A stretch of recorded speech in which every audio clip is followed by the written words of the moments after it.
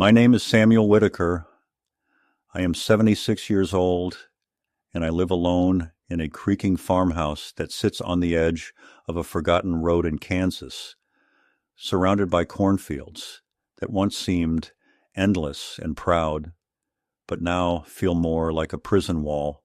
I have been retired for more than a decade, and though my hands still remember the rhythm of carpentry and the precise measurements of a builder's craft, my days have long ceased to carry the satisfaction of a labor. After my wife Margaret passed away 7 years ago, my home grew silent, as if every wall swallowed its own echoes. The only voice that remained faithful to me was the one that came from the worn pages of my Bible, a heavy black-covered book that Margaret had given me on our 10th wedding anniversary. Over time, it had turned into more than just a book. It became a diary of my faith, a place where every margin carried a note about a passage that had struck my heart. Every crease in the page a reminder of evenings when we read aloud together, her gentle voice smoothing the sharp edges of Scripture with the warmth of her presence. The Bible had grown worn and fragile, but it was as if it carried within its pages the essence of our life together. The prayers for our children written in faded blue ink, the pressed lilac petals she had once tucked into the Psalms, and the little smudges of flour where she had read to me while baking bread. I am not a man of many hobbies. My world became small when Margaret died, and though I tried to fill it with small rituals, coffee at sunrise, a short walk to the edge of the field, a slow read of the newspaper, it always circled back to the one ritual that anchored me, the reading of the Bible. Some men lean on television or on the company of neighbors, but I leaned on Scripture and the presence of God as if it were the last rope keeping me from falling into an abyss of loneliness. My children often told me that I was old-fashioned, that no one really read the Bible anymore except for church services, but I never argued back. I simply smiled because I knew they could not understand what it meant for me to sit with that book and hear, in the whisper of its pages, the voice of a woman I had loved for more than 50 years. It is difficult to explain what happens to a man when he loses his partner after half a century of companionship. At first, the silence feels like a cruel joke, like she has just stepped out of the kitchen and will return at any moment with a warm plate of biscuits. You keep looking for her shadow in the hallway, her slippers under the bed, the faint humming she used to make when she watered the plants. But after months pass and the silence does not break, you begin to understand that the house is not waiting for her anymore. It has surrendered her absence and begun to calcify around you, making every chair feel colder, every room more foreign. And so I carried my Bible everywhere, not just as a symbol of faith, but as a shield against despair. When the nights were long and insomnia made the darkness unbearable, I would rest the book against my chest and feel its weight like a heartbeat, reminding me that I was not entirely abandoned. I raised 2 children with Margaret, my son Jonathan and my daughter Aless. They both grew into successful adults, proud of their modern lives in the city, full of schedules, business dinners, and travel plans. They speak about investments and careers in the same breathless way that Margaret once spoke about gardening.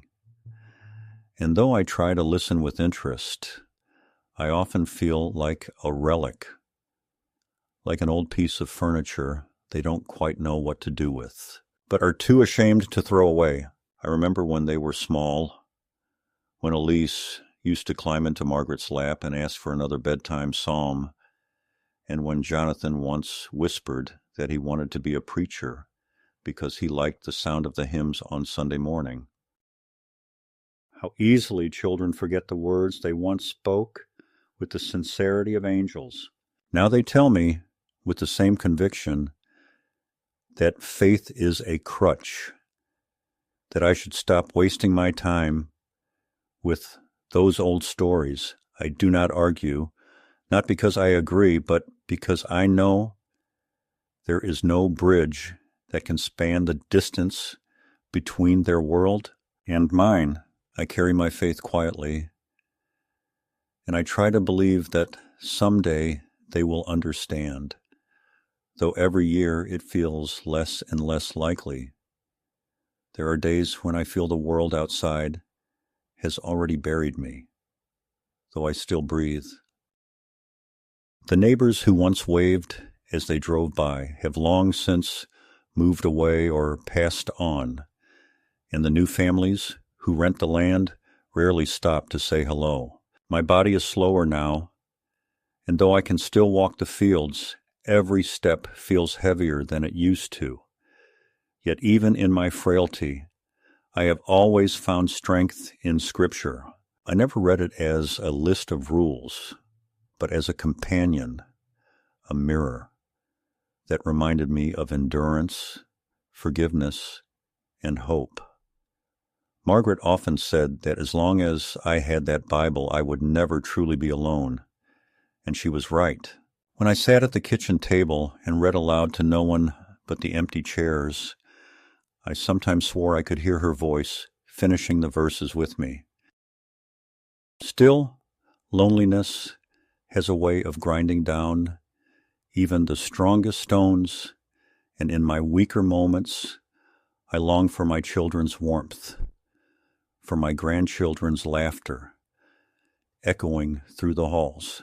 I try to reach out, I call, I invite them to visit, but more often than not the visits feel obligatory, rushed, as if they are ticking off a box on their list of duties.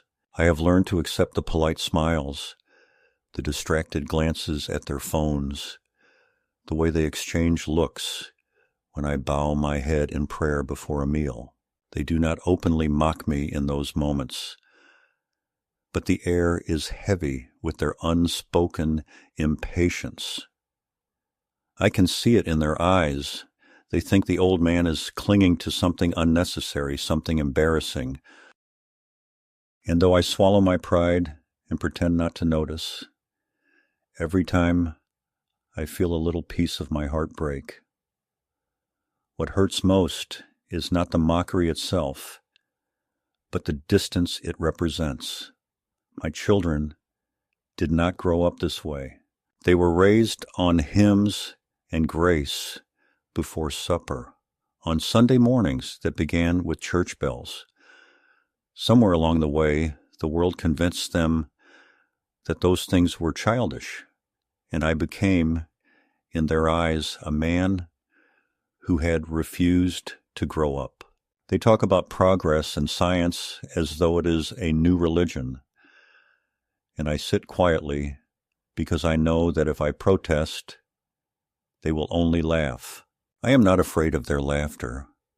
I have lived long enough to endure worse, but I am afraid of what it says about the bond between us, how fragile and thin it has become. There's a photograph that hangs in my living room, one that Margaret loved. The four of us gathered around the Christmas tree, Jonathan only 10, Elise barely 7, both of them clutching new children's Bibles that we had given them as gifts. Margaret is smiling at the camera with such joy that even now it makes my chest ache to look at it. That photo reminds me that once, not so long ago, we were united in faith and love. But when I look at it now, it feels like a portrait of strangers, like a dream that belonged to another lifetime. I wonder if my children ever think of those days, or if they have erased them completely. the way one deletes a file from a computer. I wonder if they even remember Margaret's voice reading to them, the same way she read to me. And so, my introduction is simple. I am an old man who has lived through work and loss, who has given his life to his family and to his faith, and who finds himself, in the twilight of his years, holding tightly to the one thing that has never betrayed him. The Bible Margaret pressed into my hands decades ago. To anyone else, it may look like a brittle book with cracked leather and yellowed pages, but to me it is the last piece of my wife's soul, the vessel of my endurance, the anchor of my sanity. Every morning I open it with reverence, and every evening I close it with gratitude, whispering a prayer into the silence of my house, hoping it reaches Margaret wherever she is. If there is one truth I still carry with certainty, it is this: the world may strip away dignity, companionship, even respect, but as long as I have that book and the faith it represents, I will not be abandoned. It was in the spring, when the fields had just begun to stretch green across the horizon and the air carried the scent of damp earth, that my son Jonathan called to say he and his family were coming for a visit. His voice on the phone was brisk, almost impatient, as if he were squeezing me into a schedule already packed with obligations. But I received the news with the same foolish hope I always did, imagining laughter in the empty rooms, children's footsteps on the wooden stairs, and perhaps even a shared meal where grace was said without hesitation. In the days that followed, I prepared the house as best I could, though there was little to polish in a place worn by time, and I took the Bible from its shelf and placed it on the dining table where Margaret used to set her floral centerpieces, thinking it might spark a memory in them, a thread that would connect the present moment to the tenderness of the past. They arrived on a Saturday afternoon, the driveway filling with the sound of tires crunching gravel, and I stood on the porch waiting, my heart leaping at the sight of my grandchildren stepping out of the car, taller and more grown than the last time I saw them. For a fleeting moment I believed that time might bend backward, that the old bond could be renewed. Yet the first words out of Jonathan's mouth were not warm greetings, but a practical remark about the state of the house, how it looked like I had let the paint fade and the porch sag. I smiled faintly, refusing to let the sting take root, and opened my arms to embrace him, though he returned it with only a quick pat on the shoulder, his eyes already scanning his phone. Elise had not come, busy with her own affairs, so it was Jonathan, his wife Marlene, and their two sons, Lucas and Aaron. Inside the house, the atmosphere was restless, as though the air itself resisted being filled with their hurried voices. Marlene commented on the outdated furniture, the old smell of books, and the lack of a television in the living room, as if she had entered a museum rather than her husband's childhood home. The boys wandered about with the restless energy of youth, touching shelves, opening drawers, and laughing at the dusty relics of a life they did not understand. When Lucas stumbled upon the Bible resting on the table, he lifted it with exaggerated effort, exclaiming how heavy it was, and Aaron laughed, flipping through the pages as though it were a curiosity from another era. I asked them gently to be careful, explaining that it was not just any book, but a gift from their grandmother, filled with her handwriting and my notes, a sacred witness to our lives. They looked at me with smirks that carried no malice but the casual cruelty of ignorance, and Jonathan chuckled, saying, "Dad, don't burden them with all that old superstition. It's just paper." Those words pierced me deeper than I expected, not because I had never heard them before, but because they were spoken in the very home where Margaret and I had built a life on faith. I wanted to argue, to remind him that every note in that Bible represented nights when we prayed for him, for Elise, for their safety and their future. But instead I swallowed my reply and let silence settle between us. Later, at dinner, when I bowed my head to pray, Jonathan cleared his throat loudly, and Marlene rolled her eyes, and the boys snickered into their napkins. I carried on with the blessing anyway, my voice trembling but firm, because I refused to let their impatience rob me of that moment. After supper, while the dishes clattered in the sink, Jonathan pulled me aside and said, "Dad, you've got to stop living like this. The Bible, the prayers, all of it. It makes you look weak. The kids don't need to see you clinging to fairy tales. They need to see strength, modern thinking, not this outdated devotion." I stared at him, remembering the boy who once asked me to read him stories about David and Goliath, who used to sit cross-legged at Margaret's feet during Sunday school lessons.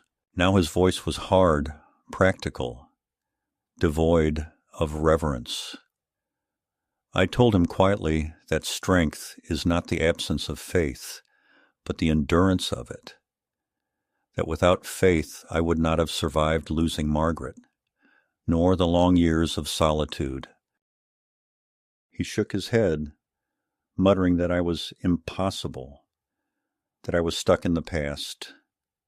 That night, as they settled into the guest rooms, I sat alone in the kitchen, staring at the Bible, running my fingers across its scarred cover. I felt a tremor of fear, a realization that something fragile was being tested, that the very bond between us was being strained by their disdain for the one thing that had kept me alive. Yet I clung to hope.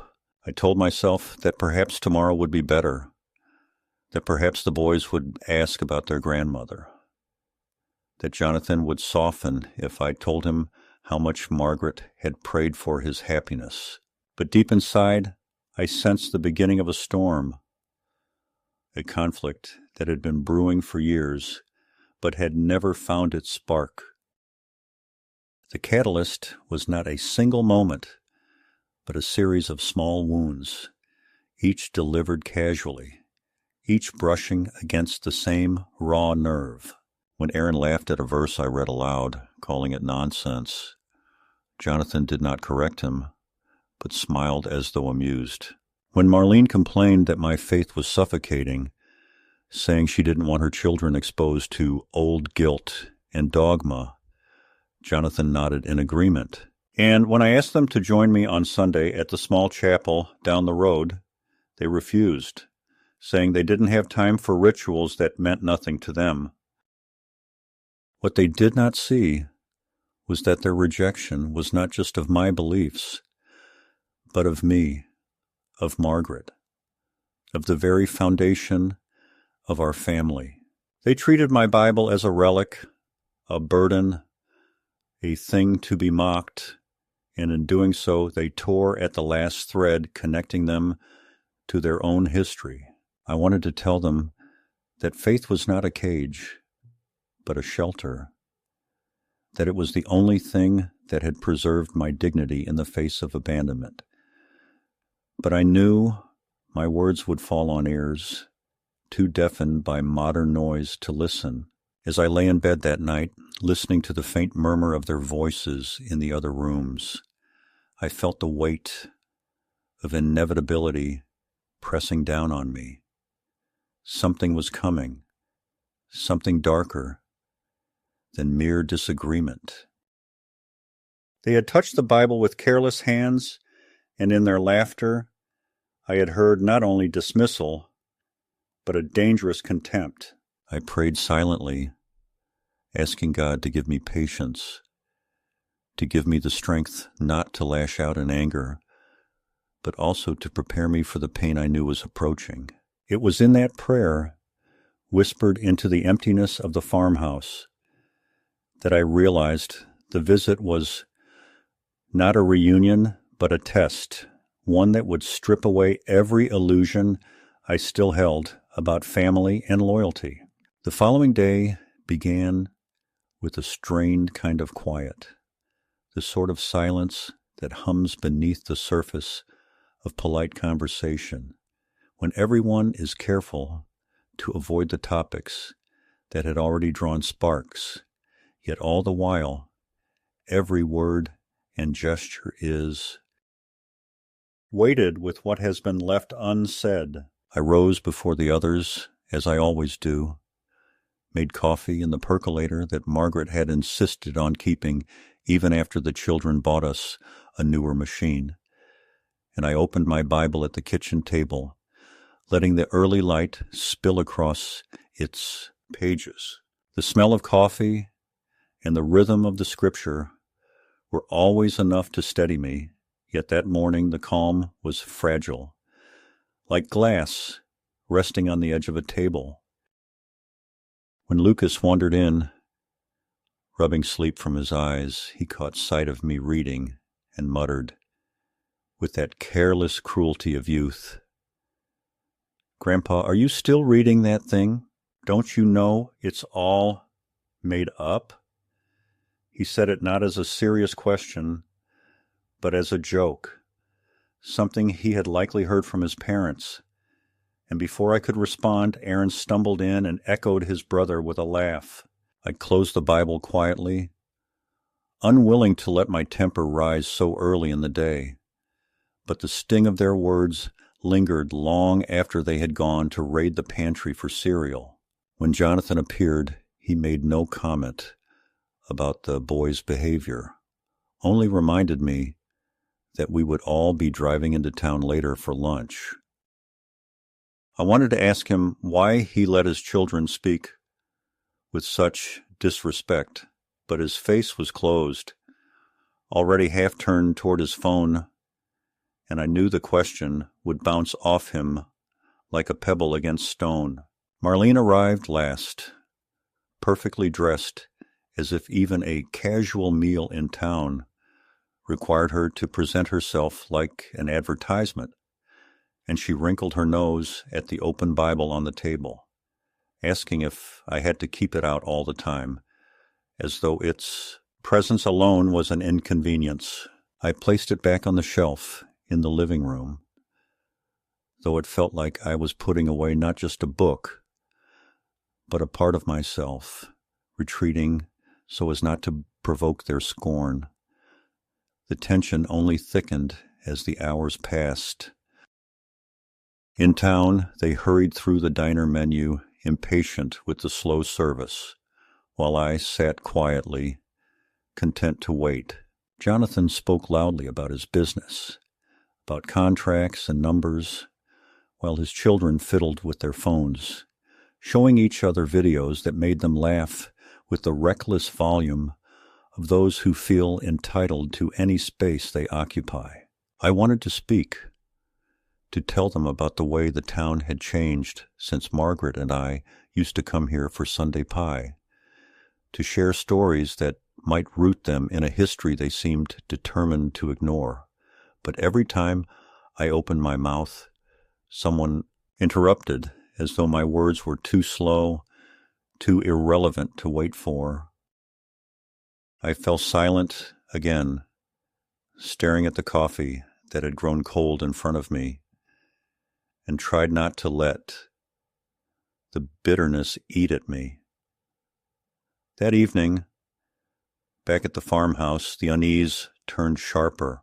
The boys discovered the box of Margaret's old hymnals in the attic, and instead of treating them with reverence, they brought them down as curiosities, leafing through the fragile pages and imitating the solemn voices of preachers they had seen on television, their parody dripping with mockery.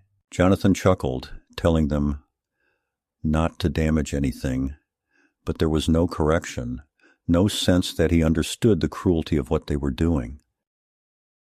I asked them gently to return the books to where they found them, explaining that their grandmother had treasured them, but Lucas laughed and said, "Grandma's gone, Grandpa, and these songs are gone too." My hands trembled as I reached out to take the hymnals, but Jonathan stopped me with a sharp look, telling me I was overreacting, that they were just children having fun. That night the breaking point came closer, though it did not yet arrive. As we sat in the living room, I asked if they would join me in reading a psalm before bed, a tradition Margaret had kept alive in our family for decades. Jonathan sighed heavily. Marlene said it was late, and the boys exchanged mocking glances, whispering to each other. When I persisted, opening the Bible and reading aloud regardless of their reluctance, Aaron interrupted with laughter, imitating the cadence of my voice, turning sacred words into a caricature. The others joined in, Marlene covering her mouth with a smirk, Jonathan shaking his head as though embarrassed for me rather than for his son. I stopped reading, my voice faltering, and closed the Bible with hands that trembled more from sorrow than age. The humiliation was sharp, not because they had mocked me, but because in mocking me, they had mocked Margaret, mocked every prayer she had whispered for them, mocked the very love that had raised them. I retreated to my room, unable to sit in their company any longer, but even behind the closed door, I could hear their laughter drifting through the hallway.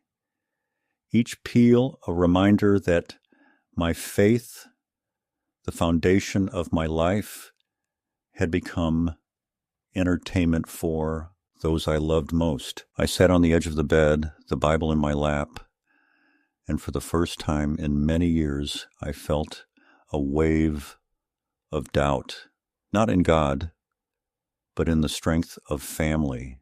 I wondered whether Margaret, from wherever she now watched, could see what had become of her children and grandchildren, and whether she wept at the sight of their scorn. I prayed for calm, but my chest ached as though the prayer could not rise beyond the ceiling. The next morning confirmed what I had feared. When I entered the kitchen, the Bible was no longer on the shelf. Panic surged in me until I found it lying on the counter, but its pages were bent, as if it had been handled carelessly, and one of Margaret's notes, a fragile scrap of paper in her handwriting, had fallen to the floor and been crumpled beneath. "Someone's shoe!" I picked it up, smoothing it with trembling fingers, and asked the boys if they had touched the book. Lucas smirked and said he had only wanted to see what was inside, that it was funny to read all the underlined verses and the scribbled prayers. Jonathan, standing by the sink, said nothing, only shrugged and muttered that I shouldn't leave things out if I didn't want them touched. The dismissal was so casual that it cut deeper than any argument. For the rest of their visit, I felt myself shrinking, as though every act of faith, every gesture of devotion was something shameful, something to be hidden from the very people who should have cherished it most. The farmhouse no longer felt like my home, but like a stage where I was cast as the fool, the relic, the stubborn old man who refused to surrender his illusions.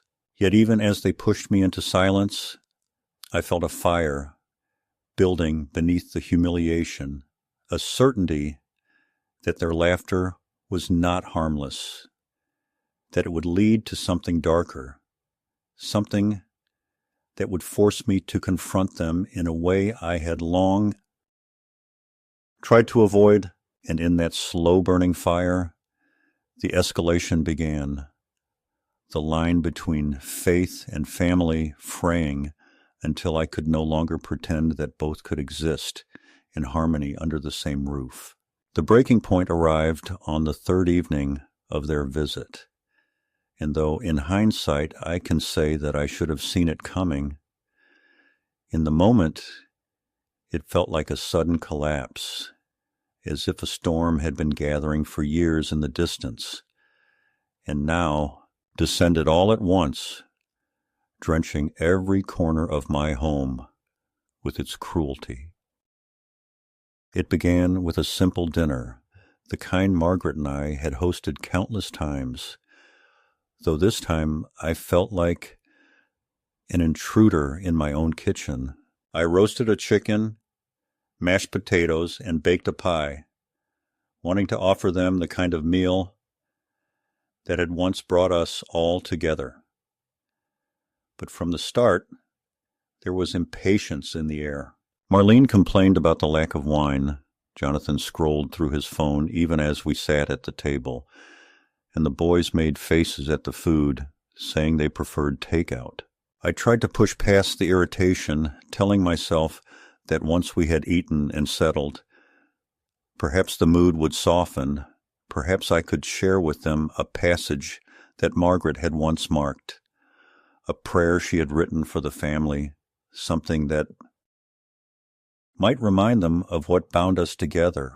After the plates were cleared and the boys lingered in the living room, Jonathan leaned back in his chair and, almost as if to provoke me, said that religion was the reason people never moved forward, that it was a chain dragging humanity back. Marlene chimed in, saying that clinging to faith was the same as clinging to fairy tales, that one day their children would look back and laugh at how people once believed such things. I wanted to respond with patience, to explain that faith was not an obstacle, but a compass. But before I could gather my words, Lucas came into the dining room, holding the Bible, my Bible, Margaret's Bible, cradled in his arms, not with reverence, but with the mischievous grin of a boy who knew he was about to cause trouble.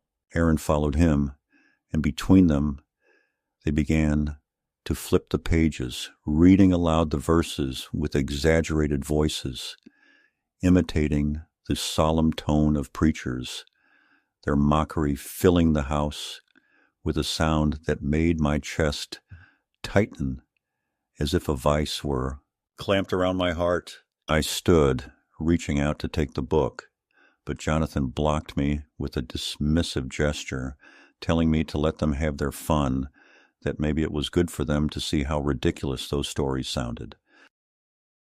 My voice trembled as I said that the book was sacred, that their grandmother's handwriting was in those pages, that they should treat it with care. But the boys only laughed harder, and Marlene smirked, leaning back as though enjoying a performance, staged for her amusement. My hands shook as I pleaded with them to give it back, my voice rising despite myself. And then, in a moment that felt like a knife sliding deep into my soul, Aaron held the Bible open above the fireplace, the flames from the evening fire already crackling, and Lucas egged him on with laughter. I moved toward them, my body slow, my knees aching, but my desperation strong enough to propel me forward. I begged them. I told them that it was not just a book, that it was Margaret's memory, that it was the only piece of her voice I had left. But Jonathan, my own son, stood there and said, Dad, it's time you let go of the past. You can't keep living in the shadow of a dead woman. This isn't helping you. Maybe it's better if the boys burn it. Maybe then you'll finally move on. His words froze me in place. The firelight flickered across his face, and for a moment he looked like a stranger. Not the boy I had raised, not the man Margaret had prayed for. And then it happened. Aaron dropped the Bible into the fire. The flames seized it eagerly, curling the pages, blackening the edges, consuming not only the words, but the notes, the pressed flowers, the fingerprints of Margaret's hands. Lucas clapped as though it were a show, and Marlene laughed, her voice high and sharp, while Jonathan shook his head with a half-smile, saying it was for the best. I felt my knees weaken, and I stumbled to the hearth, reaching out with trembling hands as if I could snatch it back from the flames. But Jonathan caught my arm, holding me in place, telling me to stop embarrassing myself. The heat seared my face, the acrid smoke burned my eyes, and I watched as the last tangible piece of Margaret, the vessel of our shared faith, turned to ash before my eyes. I cannot describe the hollowness that filled me in that moment. It was not anger, not yet, though rage trembled deep within me like a storm waiting to break. It was grief, raw and absolute, as though Margaret had died all over again, this time not by nature's hand, but by the deliberate cruelty of those she had once loved. I sank into the nearest chair, my body trembling, my breath shallow, and for a long while I could not speak. The boys laughed nervously, their amusement dimming as they saw my silence, and Marlene shifted uncomfortably, but Jonathan remained firm, saying that I would thank him someday, that I needed to stop clinging to symbols. But he did not understand. None of them understood. It was not a symbol that had been burned. It was my wife's voice, her handwriting, her prayers, her very presence.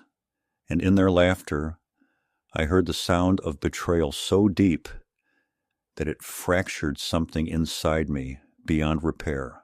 I said nothing, because I knew that if I spoke, my voice would break, and I would beg, and I refused to beg those who had just desecrated the most sacred part of my life. Instead, I sat in silence, the smoke curling around me like a shroud, my heart beating slowly as though weighed down with stones, and I felt the world tilt, the line between father and son, between love and cruelty, forever broken. That was the moment I knew things would never return to what they had been.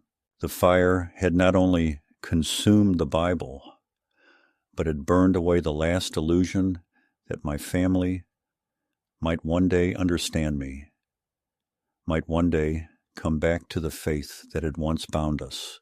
The midpoint of this story was not only the destruction of an object, but the destruction of trust.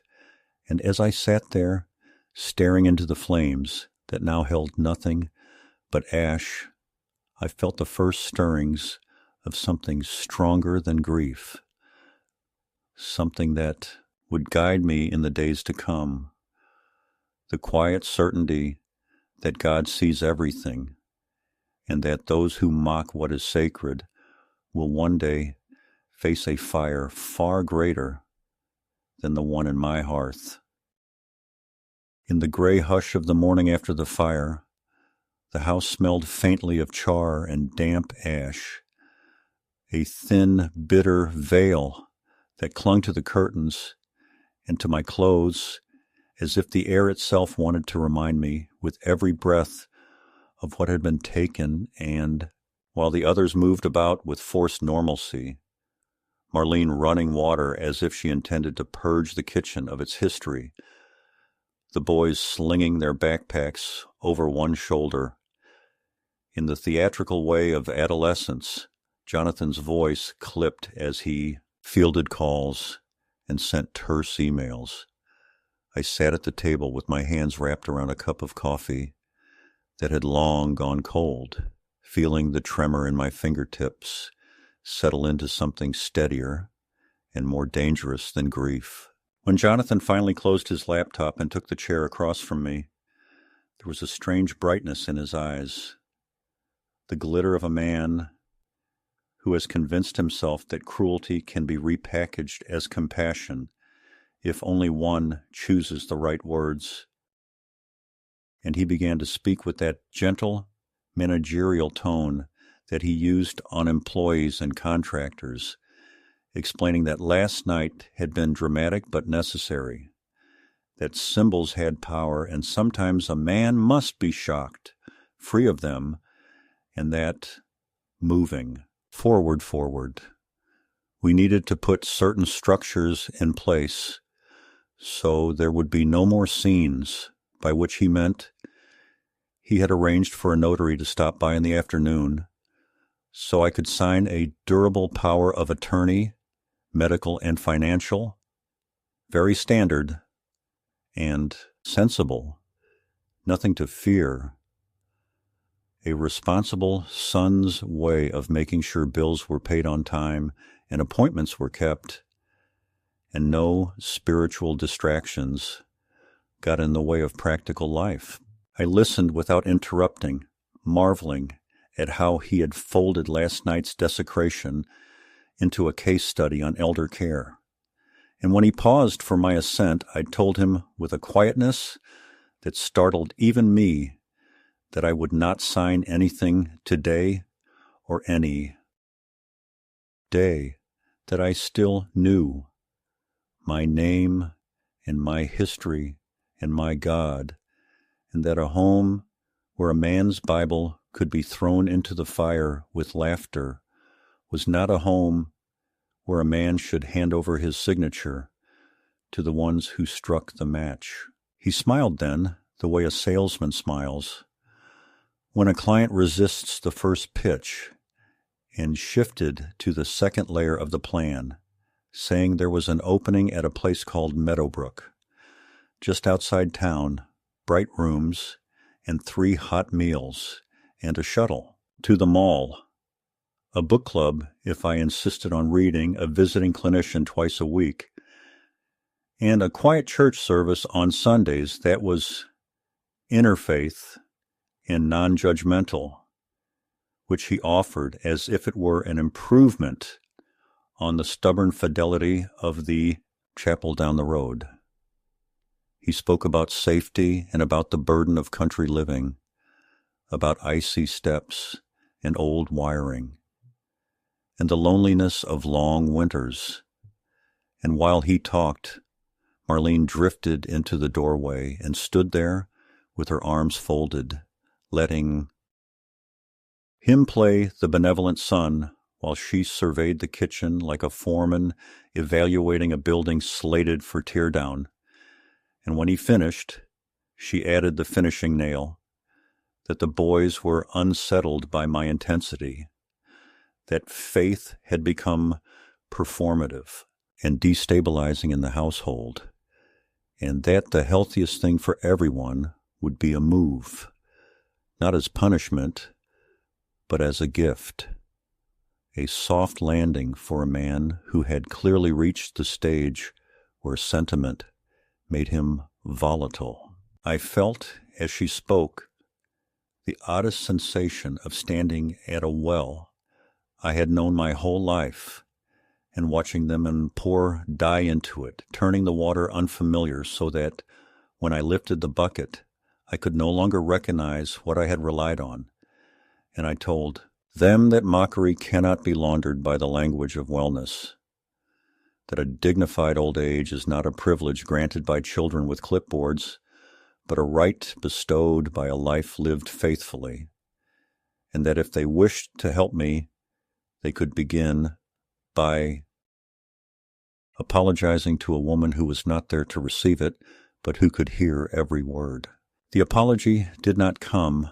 Instead, the retaliation grew polite, which is a more dangerous form than open anger.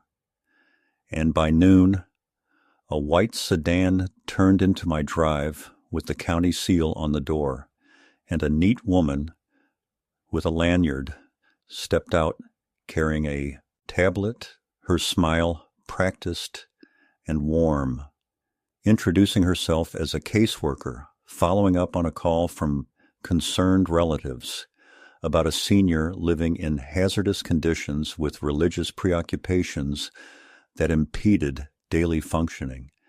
And I understood in the precise phrasing of her intake questions how swiftly a story can be flipped on its back and pinned there with official words.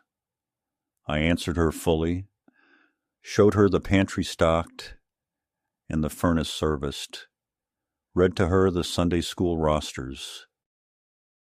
From the years when I taught small boys to memorize verses without shame, and when she glanced toward the cold fireplace and asked about the soot and the scorched fragments on the grate, Jonathan spoke up with smooth confidence and said we had had an accident last night when I fell asleep with a Bible too close to the embers, a slip of the hand, nothing malicious, just the kind of thing that proves a man needs oversight.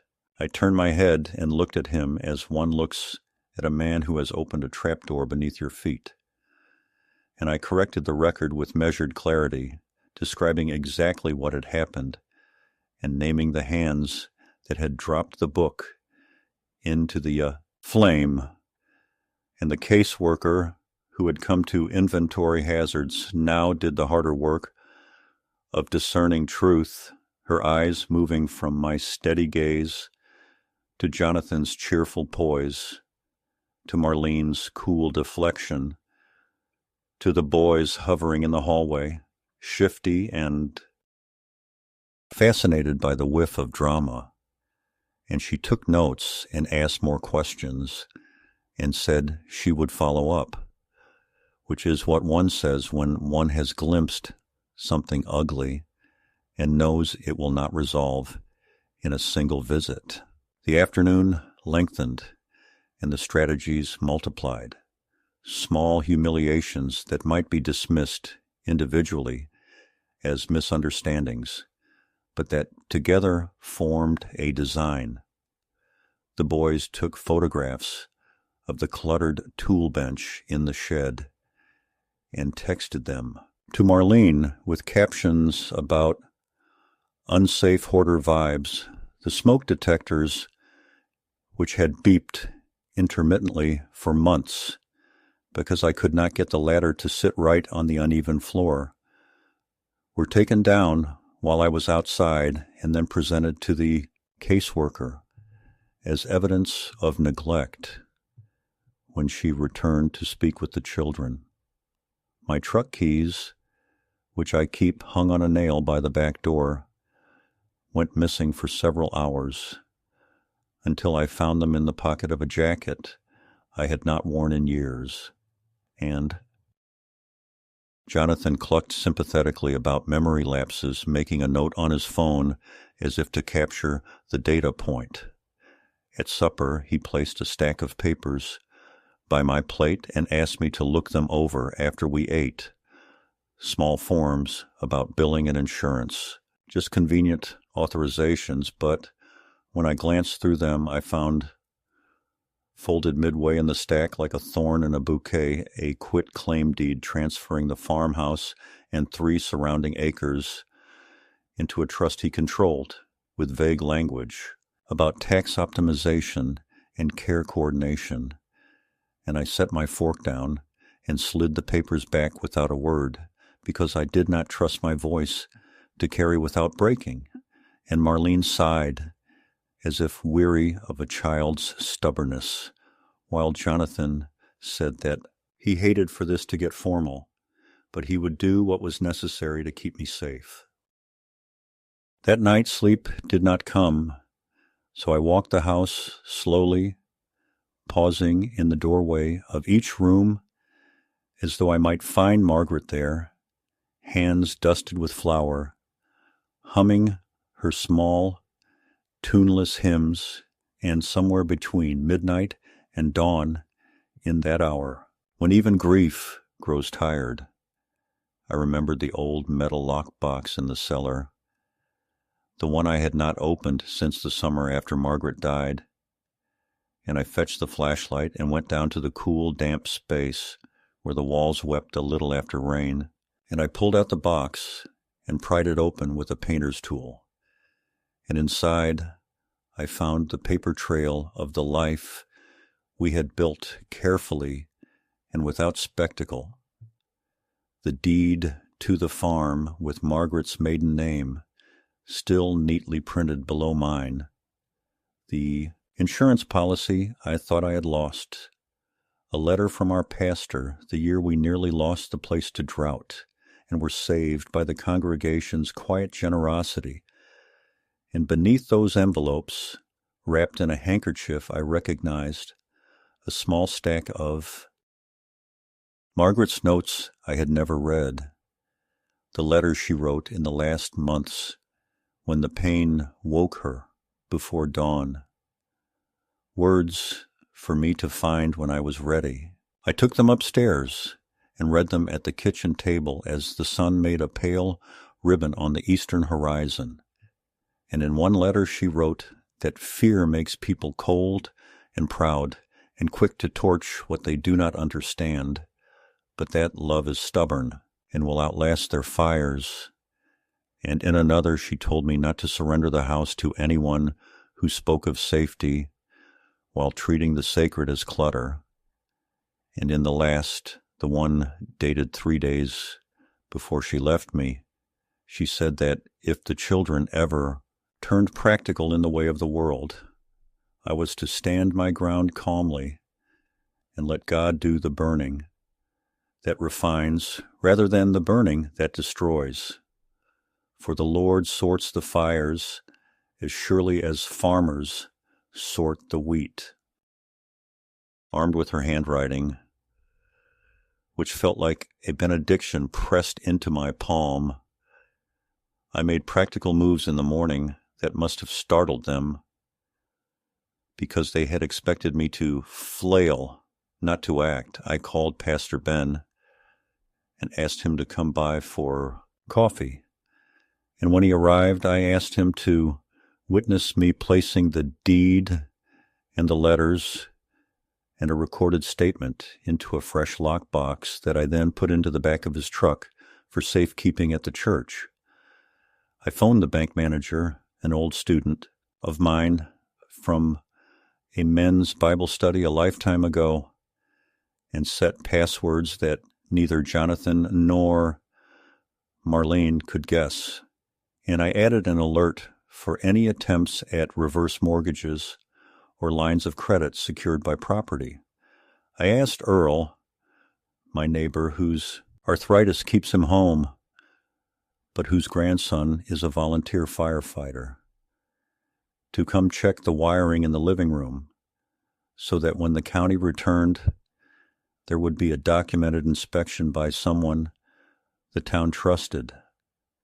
And then, before lunch, I drove into the clerk's office because the keys had, by some miracle of providence, turned up precisely where I had searched for them the night before, and filed a simple affidavit stating that any conveyance of the homestead made without independent counsel and a cooling-off period should be treated as presumptively coerced, not because such a document has the power to stop the unscrupulous, but because paper trails shape how strangers hear a story, and I needed strangers, should it come to that, to hear mine. These steps, infuriating in their quiet competence, provoked a new phase of the assault, not with overt violence, but with the ruinous tools of modern life. That afternoon, my landline went dead, and the internet flickered off. And when I called the provider from my cell phone, they told me the account holder, a name I did not recognize, but which, after a brief search, turned out to be a management company with which Jonathan did business, had requested a service suspension for a property undergoing transition, a phrase as bloodless as a scalpel. The heating oil delivery, which I had scheduled for the end of the week, was canceled at the resident's request, and only the kindness of the driver who knew my routine kept him from turning the truck around. And when the mail arrived, a thick envelope bore a form letter from an elder law firm I had never contacted, congratulating me on my wise decision to consolidate my legal affairs under their guidance and listing in careful type the documents I was purportedly preparing to sign. When I confronted Jonathan with the stack, no shouting, only the simple placement of the evidence between us on the table, he did not blush or break. He only widened his hands and said that in any enterprise there are administrative snarls, that we had gotten wires crossed, that he had tried to get ahead of the paperwork to ease the burden, and that I should be grateful to a son who took days off work to ensure his father did not die in a house full of books and ash. I saw then, with the clarity that comes only after a man has been stripped of illusion, that my son's compassion was a garment he wore for the neighbors, while underneath it his skin had grown hungry with a fear that had nothing to do with me, the fear of debt from a business bleeding cash, the fear of status slipping in a world that counts only what can be priced, the fear that the old homestead sitting on an attractive slice of land 5 miles from a highway exit represented liquidity if only the stubborn old man could be persuaded to surrender, and this fear had recruited my faith as an alibi, so that the destruction of a Bible could be reframed as an intervention rather than a theft. That night, after they had gone to bed, my cell phone buzzed with a text from Elise, my daughter, who had stayed away from the visit, and her message, hesitant and painful, told me that Jonathan had asked her months ago to sign off on a family trust for tax purposes, that he had mentioned investors and personal guarantees, that he had said the land was otherwise going to waste, and that she had refused because even in her distance from the church, she knew our mother's wishes, and she begged me to be careful because the tone in Jonathan's voice scared her, the way a good man sounds when he is convinced himself that the only way out is through someone else's door. The second escalation did not end with a single blow, but with a series of deliberate small devastations that, added together, felt like a siege. The boys, coached or merely emboldened, staged photographs of me looking confused by turning lights on and off and asking me, rapid fire, to identify which switch belonged to which room, recording my hesitation and sending the clips to their parents' shared folder as documentation. Marlene organized the pantry into neat rows, and then, while I was chopping vegetables, accused me of misplacing labels and creating hazards, an accusation she repeated in a follow-up email to the caseworker.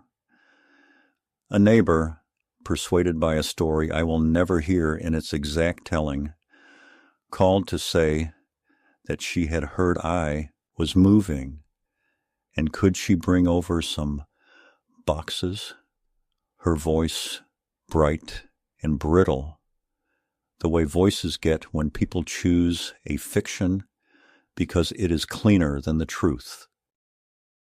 I bore it as a man bears sleet under a wool coat, miserably, but with a set jaw.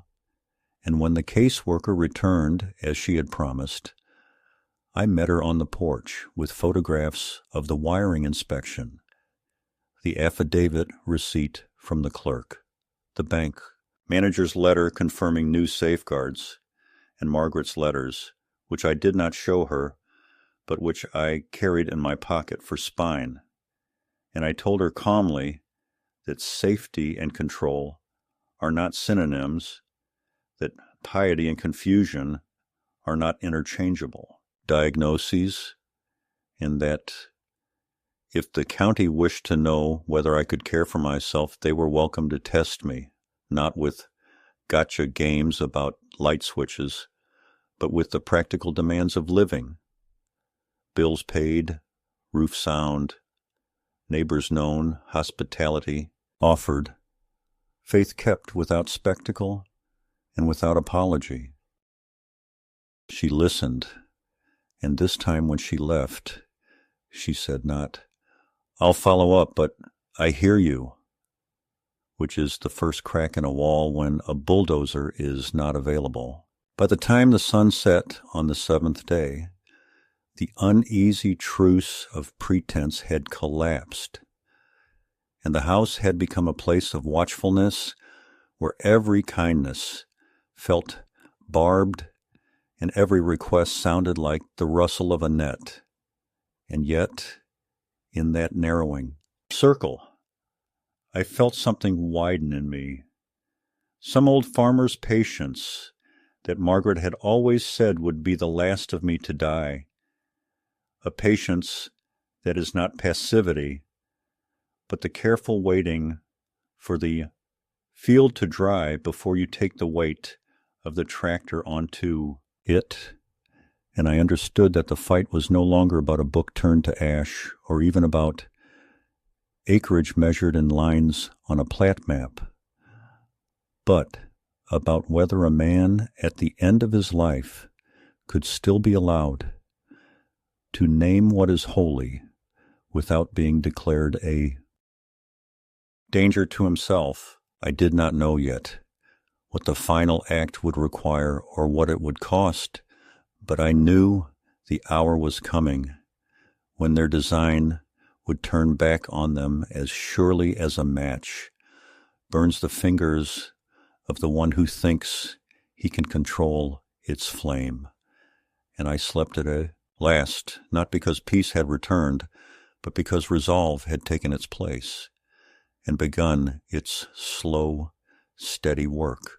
Sunday arrived with a hard blue sky and a wind that moved through the corn like a low, steady breath, and I woke with the certainty that a line would be drawn before nightfall, not by lawyers' forms or whispered threats, but by something older and cleaner than paperwork.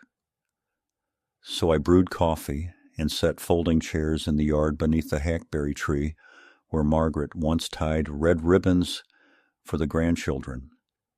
And I called Pastor Ben and asked him to bring nothing but his presence. And I phoned Earl to tell him I might need his grandson's number if trouble came. And when the county caseworker, Ms. Delgado, texted that she wanted to follow up informally, I told her she was welcome because I intended to read aloud from memory the passages Margaret had written into the margins they burned. And I did not care any more if those who had laughed thought me theatrical, since grief has its own stage whether we build it or not. By mid-morning, a few neighbors had wandered in with cautious faces and casseroles they pretended were for after church, and Pastor Ben stood with his hands folded, and Ms. Delgado parked by the ditch and came up the drive alone, her lanyard turned backward, as if for the hour she wished to be simply a witness. And then Jonathan's SUV rolled in with a flourish, as if he were still playing host. Marlene straight-backed. Beside him, the boys in the rear already glancing down at their phones, and he stepped out carrying a leather portfolio that he kept angled so I could see the edge of a thick sheaf of papers and the gleam of a pen tucked into the clasp. And he smiled, the way men smile when they are about to deliver what they think is a merciful ultimatum. I welcomed them all with the same words, invited everyone to sit, and told Jonathan there would be time enough for business after I had finished saying what needed saying. And when he rolled his eyes toward Marlene, she touched his wrist and told him to let the old man have his moment because it would make the later conversation smoother. And so, in a circle of people who had known our family since before the children were born, I began to speak Margaret's words from memory, not as performance, but as invocation, psalm, answers to the ache that has no name, the beatitudes that sound like soft hammers, shaping a life into something steady.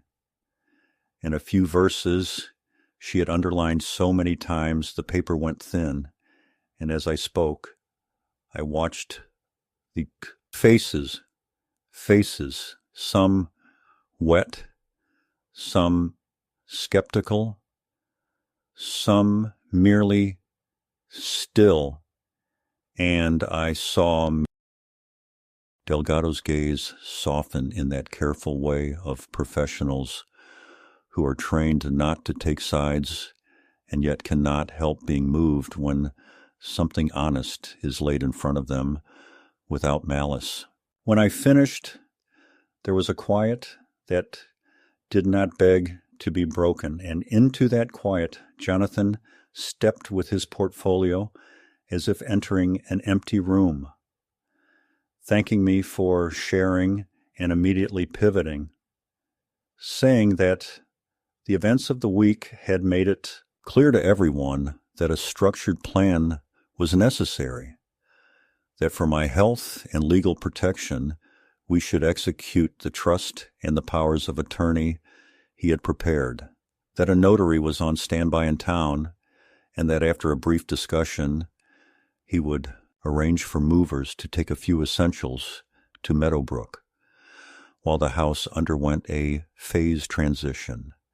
And he used those last words with a blandness that made Pastor Ben close his eyes as if to keep from speaking, and I replied that no transition of any phase would occur today, or any day under threat, that the land would not be moved by people who called prayer a hazard, and that if he wished to remain my son, he could begin by saying aloud, here where friends could hear him, what he had done to the book his mother gave me. And he stiffened at that and tried to wave it away as an emotional conflation.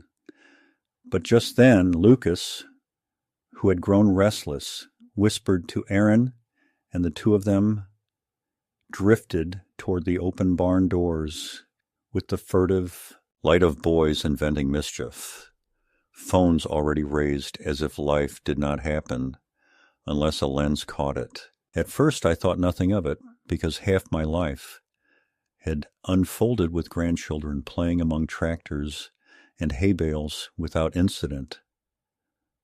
But a minute later I smelled something that did not belong in the spring yard, the sweet, sour start of straw taking flame, and before anyone else registered it, I was already moving, my body remembering distances it had not covered in years, crossing the gravel and calling the boys by name in the same tone I once used in pews when they squirmed and giggled. And when I reached the threshold, I saw them framed by dust motes and smoke, Aaron laughing as he filmed, while Lucas tipped a match into a rusted coffee can stuffed with hay, a stunt for a joke or a dare, and the thin orange tongue had already licked over the rim to the loose straw at their feet, where old oil drips and chaff make a tinder that does not forgive. And in the span of one held breath, the ridiculous became deadly because fire courts those who think they command it. I bellowed their names, and they startled. Lucas stumbling backward. Aaron still recording because fear takes a moment to overtake vanity, and I grabbed the old wool blanket from its peg and smothered what I could while shouting to Jonathan for the pump hose rolled by the well, and when he froze, I turned to Ms. Delgado and Pastor Ben, and they were already moving, she dialing, he dragging the hose toward me, while Earl came hobbling across the ditch, swearing at his knees and yelling for his grandson, and Marlene stood in the yard, white-faced and useless, one hand to her mouth and the other hovering over her pocket, as if a phone could help her choose which fear to feed. Smoke thickened fast, heavy with the taste of old grease and mouse nests, and the boys lost their bravado and began to cough, their eyes rimmed red and streaming. And I did the stupid and necessary thing an old man does when time is faster than thought. I tied the blanket's fringes around my waist to anchor the wet weight, plunged into the murk to seize Lucas by the sleeve and shove him toward the light, then doubled back for Aaron, who had dropped to one knee like a quarterback, protecting a ball, except it was his inhaling lungs he had cupped, and I hauled him up and forward as the first lick became a sheet, rolling along the wall toward the rafters where the oldest boards dry like paper. The pump sputtered and spat, then held a thin, steady stream, and I worked it in circles to cut a black edge into the orange, buying minutes, not victory, until sirens grew out of the silence from the road and the volunteer trucks swung wide into the drive. Men in yellow moving, with the choreography of those who have learned how thin the line is between spectacle and mourning. They took over with calm authority, cooling the beams, pulling the boys into air and oxygen and stern questions, and I stepped back then, my palms stung, my lungs raw, and I watched a roof I had patched last summer give up a corner to the flames, before the men beat it down and left the structure standing and scarred. In the churn, after the danger had passed, truth began to rise like heat. The deputy, who always rides with the volunteers, asked who had started it, and the boys hedged until Ms.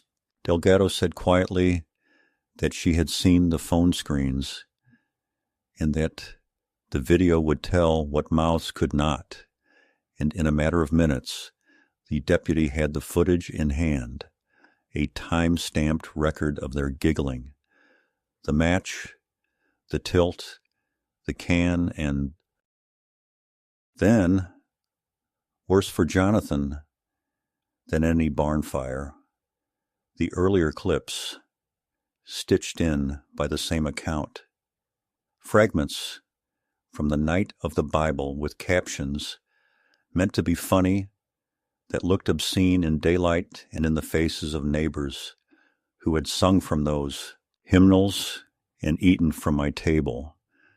And the murmur that went through the yard then was not the rubbernecking thrill of gossip, but the subdued anger of a town that understands the line between rebellion and cruelty. Jonathan tried to interpose himself, said boys will be boys, and that it was his right as a father to discipline privately and to handle family matters without a crowd.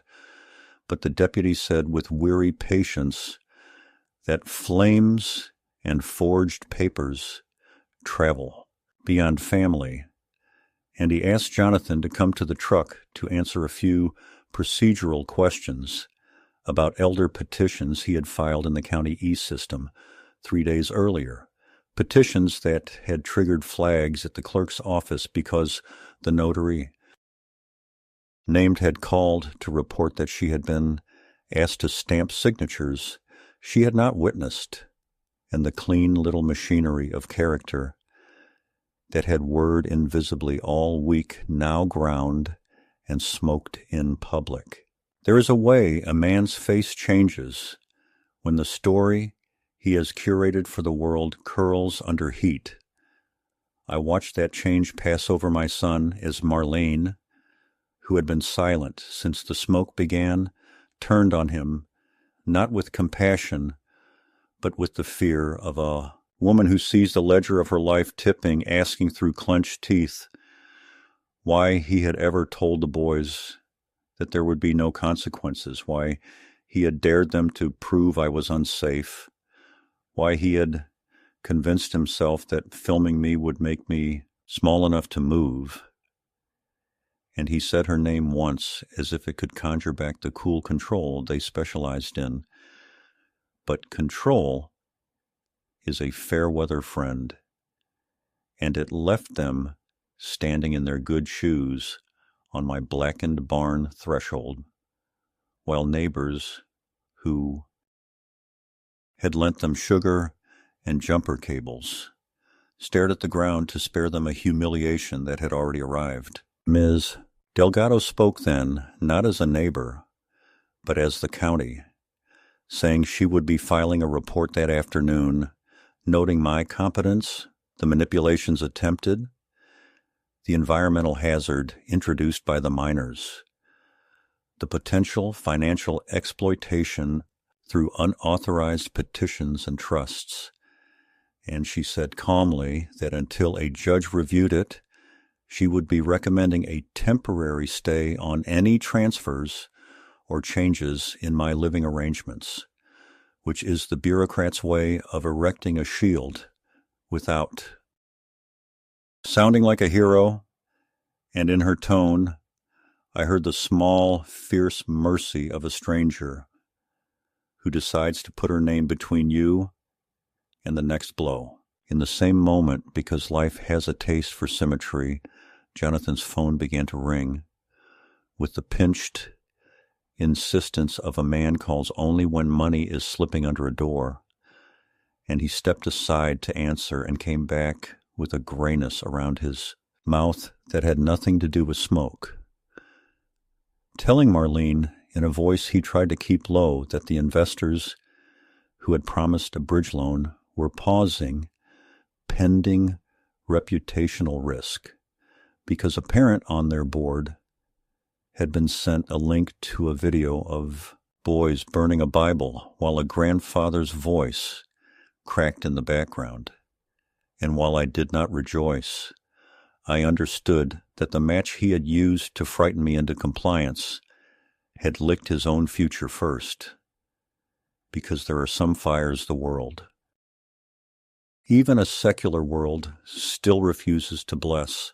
The deputy finished his notes and told the boys there would be classes and community service, and maybe a charge the prosecutor would decide. And he told Jonathan to expect a summons regarding the petitions, and then he tipped his hat to me and said he was sorry about the barn, that the frame would hold if I wanted to roof it again, and I thanked him and watched the trucks pull away, leaving tracks in the soft ground, like writing that rain will smudge, but not erase. When the yard had emptied to a circle of the stubborn, Pastor Ben Earl on his cane, Ms. Delgado making one last notation, Jonathan stood before me, ash on his sleeve, and for the first time all week, he looked like the boy who once asked why David chose 5 stones when one would do. A boy bewildered by the scale of consequences, and he opened his mouth to say my name, and I held up my hand and told him there would be a time to speak when he could tell the truth without putting varnish on it, and when he had apologized first to God and then to his mother, whose letters I had in my pocket and whose words had steered me through the smoke, and that until that time he and his household were not to step onto this property without Ms. Delgado's notice in writing, which I could now ask for because the county had seen what needed seeing, and he nodded once, small and stiff, and turned away. I did not gloat. I felt only the deep, cooling ache that follows a burn after the nerve ends tire, and I sat on the porch step with a cup of water and watched the wind lift ash in little sighs across the yard while Pastor Ben went to his truck and returned with a Bible from the church shelf, not to replace what cannot be replaced, but to give my hands something to hold as the day finished what it had started, and I turned it over in my palms, the cover new and too smooth, and I knew the last act would not be vengeance, but the quieter work of staying, of repairing, of remembering aloud in a voice steadier than theirs that some things do not burn, and that the ones who set the fire carry its heat longer than the ones who survived it. In the days after the sirens faded and the barn stood blackened but upright like a soldier who had taken a bullet and refused to fall, the house settled into a new kind of quiet, not the frightened quiet of a man waiting for the next insult, but the working quiet of recovery where a person speaks less and does more. So I made lists in Margaret's old ledger and worked through them with the steadiness of someone who has learned that healing is just another name for faithful routine. With Earl's cane thumping time in the dust and his grandson handling the ladder, we stripped the scorched rafters and sistered new boards beside the old. We patched the roof with tin until the insurance man came with a check and a smirk of respect, and we cleared a corner of the yard for the volunteer boys to stack lumber, because Ms.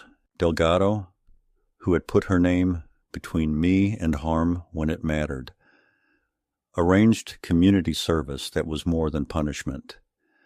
It was instruction, and twice a week Lucas and Aaron arrived late and sullen, and left dirty and quiet, and the first time I handed them cold water and said nothing, but the second week, when Aaron paused with his palm on a beam still warm from the sun, he asked me how long a thing can smell like smoke, and I told him as gently as I could that some smells get into the grain and never leave entirely, and that is why a man should be careful what he burns.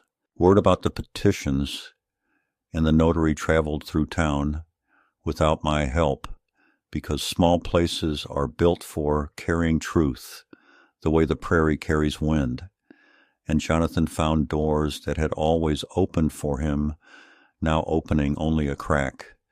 His bridge of investors washed out by the flood he made with his own hands, and when the clerk filed her report and the prosecutor declined to charge me with incompetence because I was demonstrably not incompetent, there was talk of charges for false filings and of ethics boards and of contracts paused until clarity, a phrase that sounds like mercy until you watch it drain a man's calendar of meetings and a family's account of deposits. The deputy stopped by one afternoon to return a pocket knife I must have dropped the day of the fire, and he said that the boys would be kept in a diversion program if they kept their grades and kept showing up to rebuild what they almost destroyed. And that seemed right to me because a young man should be given a chance to learn what a match costs, and an old man should be spared the bitterness of watching a child be ground down into ash. And on Sunday, Pastor Ben brought a long, heavy Bible that smelled of ink and leather and a box of loose archival paper cut to fit in the back. And he asked the congregation to write in the margins over the next months, not sermons, but small prayers in their own hands for this house and for those who had mocked it. And the children wrote first, because children are fearless with pencils. And the old men wrote last, because old men know to choose their words. I did the practical things that keep scavengers away from old wounds. And though I would have preferred not to think of lawyers again, I sat with one anyway and moved the deed into a trust that would leave me a life estate and then, at my death, pass the farm to the little chapel and the volunteer company in equal shares, with a note about scholarship, stipends for apprentices willing to learn a trade without laughing at the hands that taught them. And I wrote a will that names Jonathan a beneficiary of nothing more than a photograph of his mother smiling in her Sunday dress, because the part of Margaret he destroyed cannot be replaced with cash. And I refuse to let grief be a ledger. And I sent a copy of those papers to Ms. Delgado, because paper trails are the fences of our age. The town did what towns do after a spectacle. It went back to mowing and mail and weather. But I noticed that some people now looked me in the eye longer, as if measuring what mercy had cost, and a few left casseroles without names, because it is easier to feed a man than to say you are sorry for not speaking up when it would have been hard. And in the late afternoon, I took to sitting on the step with the new Bible on my knee, reading aloud the verses that once lived in Margaret's hand and now live in the hands of many. And I found that the rhythm of other people's ink calmed me, not because it replaced what was lost, but because it refused to let loss have the last word.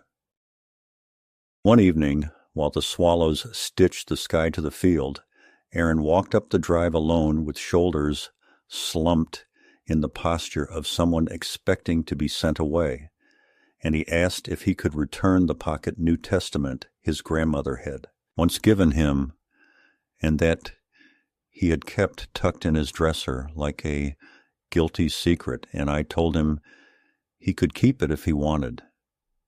And he said that was the problem. He did want, because when the barn went hot and the room went black, he had thought not of games or jokes, but of the burned book and the sound I made when it went under. And that sound had been following him at night like a stray dog. And I told him that some dogs are angels with their fur on crooked, sent to keep boys from running too far ahead of themselves. And I asked him to help me set a post before he went. And he did. And when he left, he looked back twice, which is how a repentance starts when a boy doesn't know the word for it. Jonathan did not come, not at first. And when he finally turned into the drive weeks later, it was alone. And he stayed in the car, hands at 10 and 2. And I walked to the window and waited. And he said my name like a man, ashamed to find a mirror in daylight. And he said he had meetings to try to save, and boys to rein back to decency, and a marriage that had turned to glass. And I told him I was not his judge, but I would keep a chair on the porch for the day.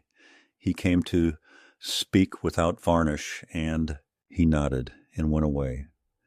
And I watched dust rise behind him and refuse to hope, because hope is holy and must not be used carelessly. Summer came on soft, and the rebuilt portion of the barn took paint the color of a cloud that has decided not to rain.